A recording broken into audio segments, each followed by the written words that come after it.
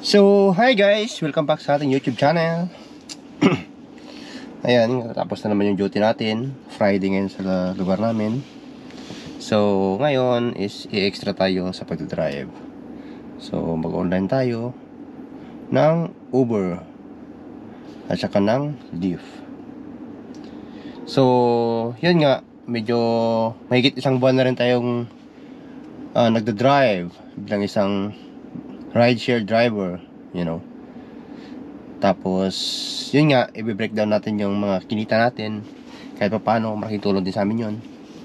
Yung weekly, kasama na yung buo na natin siya i-compute sa loob ng 5 linggo na biyahe namin. So, ito kasi, extra lang namin to. Extrang sideline lang, kumbaga. Pagka may bakanting oras, kaya ngayon, Friday. So, meron tayong time. Mga alas 8 na kasi 8:13 na, tapos mga 10 or 11 mga ganyan lang yung biyahe natin. So ayun, at magpainit muna sa tayong sakyan bago tayo umalis. Tsaka naka-online naman tayo ngayon, abang-abang na tayo ng mga papasok na booking.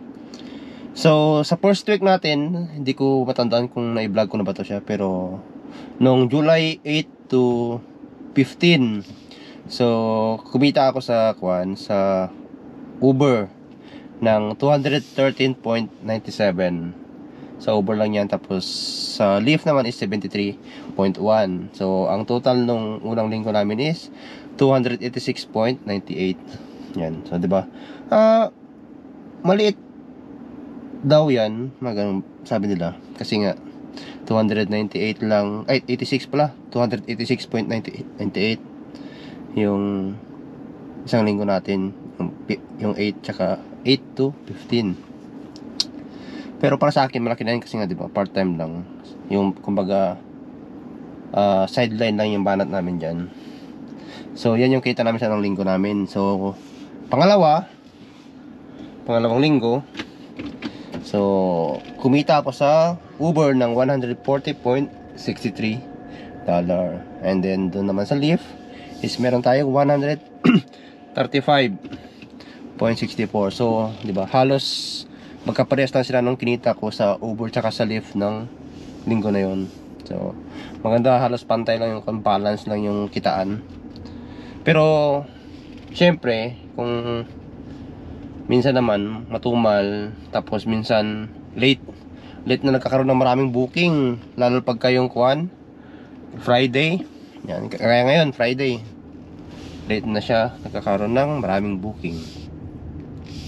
Pero yun nga, kahit na papano, meron pa rin. Tapos yung pangatlong linggo namin, from July 22 to July 29, is kumita tayo ng 177.69 sa Uber, and then 19.16 sa Lyft. So baba nung Lyft, pero okay lang. Puro okay lang tayo. Puro lang tayo positive, bawal tayo mag-negatibo. Kung magkano yung kinita natin, ipagpasalamat natin. So yung total nun is 196.85. So yun yung pangatlong linggo natin. Mababa yung pangatlong linggo natin, di ba? Tapos yung pang-apat, ito yung medyo kahit pa paano lumaki siya. Lumaki yung kinita natin dyan, kasi sa Uber natin is meron tayong $276.95. Tapos sa Lyft naman is meron tayong 134.84. Yan. So ang total niyan is 411.79. So medyo malaki-laki yung pang-apat na linggo natin. Sana ngayon din malaki-laki din yung kikitain natin.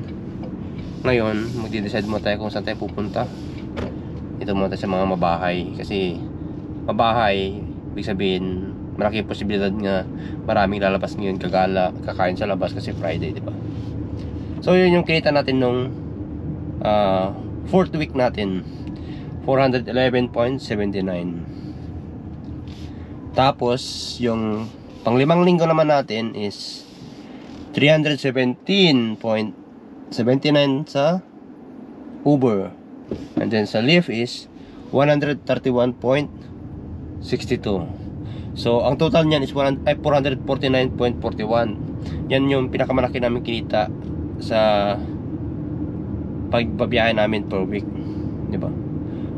So kung makikita niyo naman yung yung kitaan sa pagmamaneho, hindi siya pare-parehas, pataas tapos mababa. So hindi talaga parehas. Sabi ko nga, minsan matubal, minsan hindi.